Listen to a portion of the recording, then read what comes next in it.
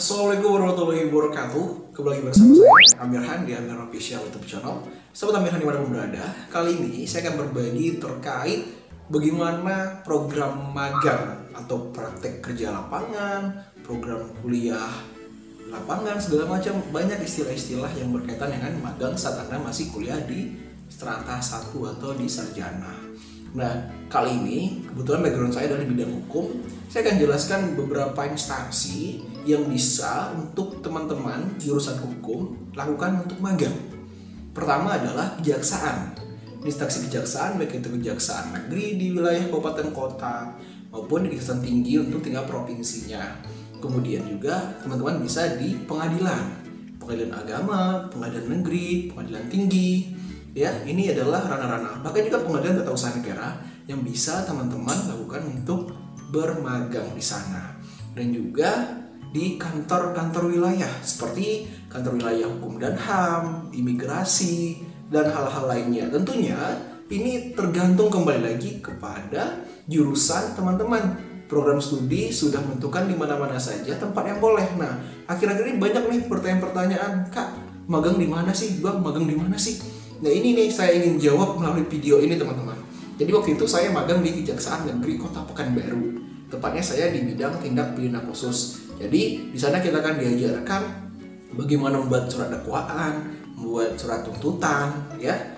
Kemudian juga bagaimana proses beracara. Kita juga diajak ke pengadilan untuk sidang, untuk memantau, melihat, serta itulah cara kita untuk menambah skill kita dalam konteks pidana khusus di ranah hukum.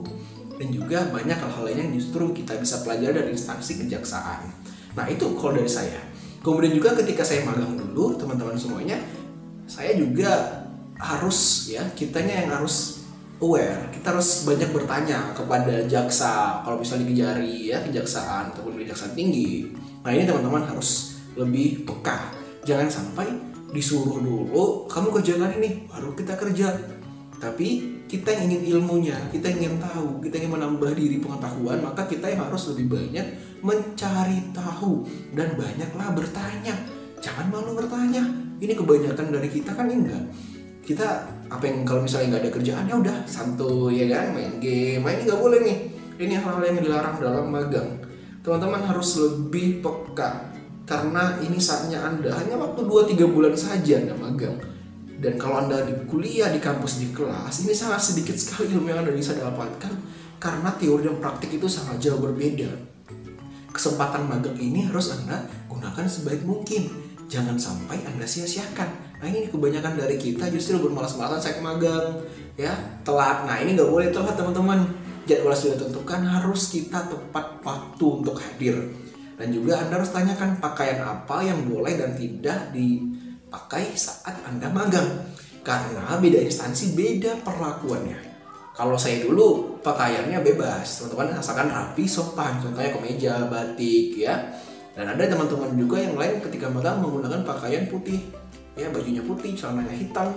Nah, memang ditentukan kalau sudah digunakan itu, maka ada mungkin sanksi-sanksi tertentu yang diberikan, ya, peringatan segala macam. Tapi teman-teman harus tanyakan itu saat Anda mengantar surat magang. Ketika Anda sudah diterima, ya, Anda tanyakan, Pak, Bu, apa peraturan-peraturan yang harus kita lakukan di kantor ini.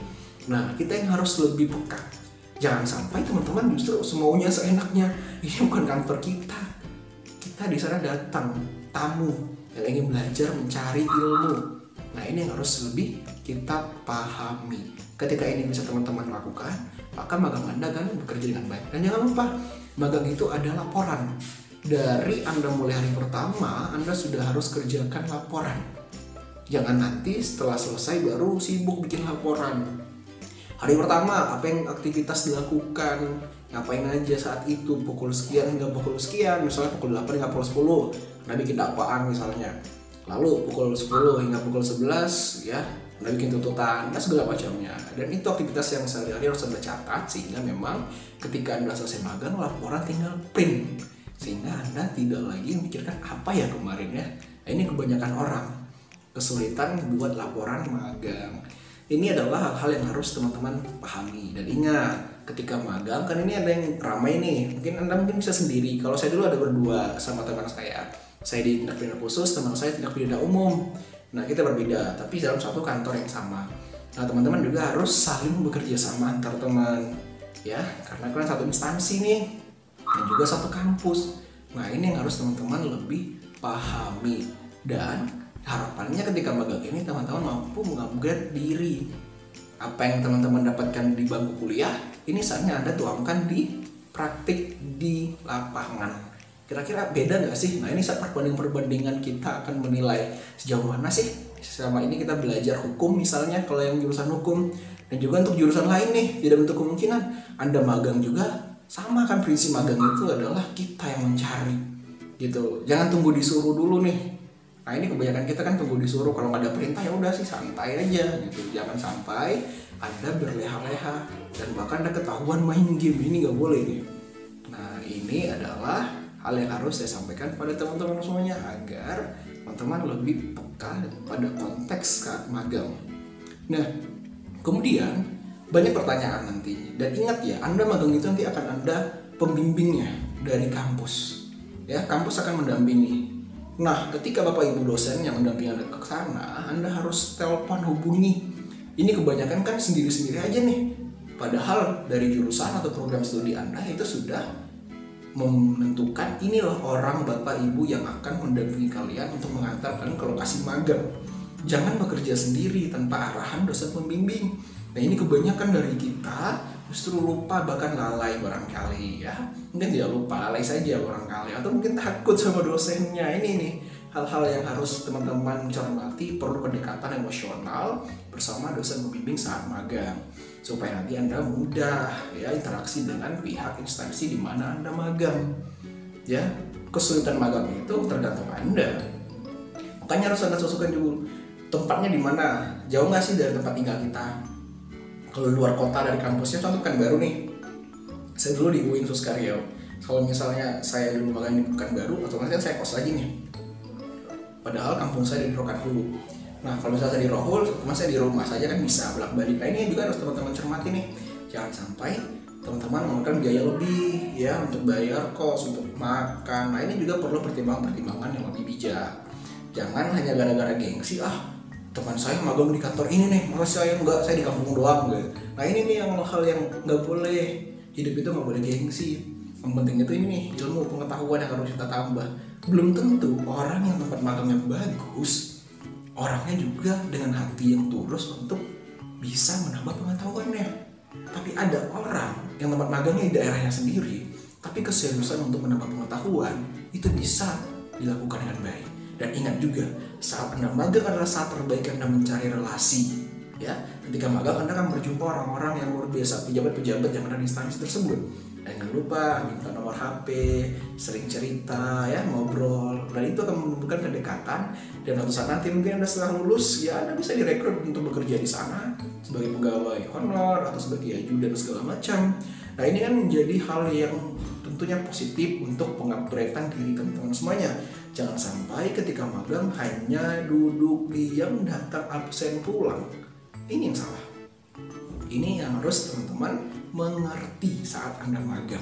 Ini nih jawaban dari pertanyaan-pertanyaan yang banyak muncul ke saya, ke teman-teman saya. Akhirnya saya buatkanlah video ini supaya teman-teman mungkin bisa sedikit banyaknya mengetahui, oh ini yang harus dipersiapkan saat magang. Dan jangan lupa Anda juga kalau bisa ya teman-teman harus berupaya mampu menggunakan operasi komputer, laptop ya, Microsoft Word, Excel ya. Mana tahu nanti ada disuruh diminta untuk membantu membuat laporan-laporan di kantor.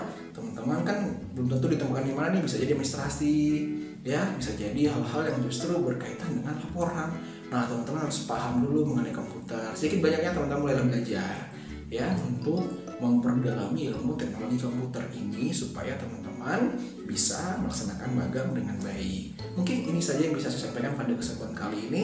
Mudah-mudahan bermanfaat untuk kita semua. Dan ke depan saya akan buat informasi-informasi mengenai perkuliahan apa saja yang harus dipersiapkan. Khusus hari ini kita akan bahas mengenai program magang.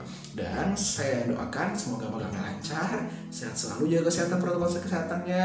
Kemudian juga Anda minta doa restu orang tua supaya dimudahkan dalam proses magang Anda. Ingat, tujuan Anda mencari ilmu bukan mencari hal lainnya, tapi Anda harus mampu mengambil diri dengan baik. Saya Amirhan, mengucapkan terima kasih atas perhatian teman-teman semua. Jangan lupa like, komen, dan subscribe. Saya terima kasih sekali lagi teman-teman. Jangan lupa di-share ya ke teman-teman lainnya agar informasi ini bermanfaat. Terima kasih. Wassalamualaikum warahmatullahi wabarakatuh.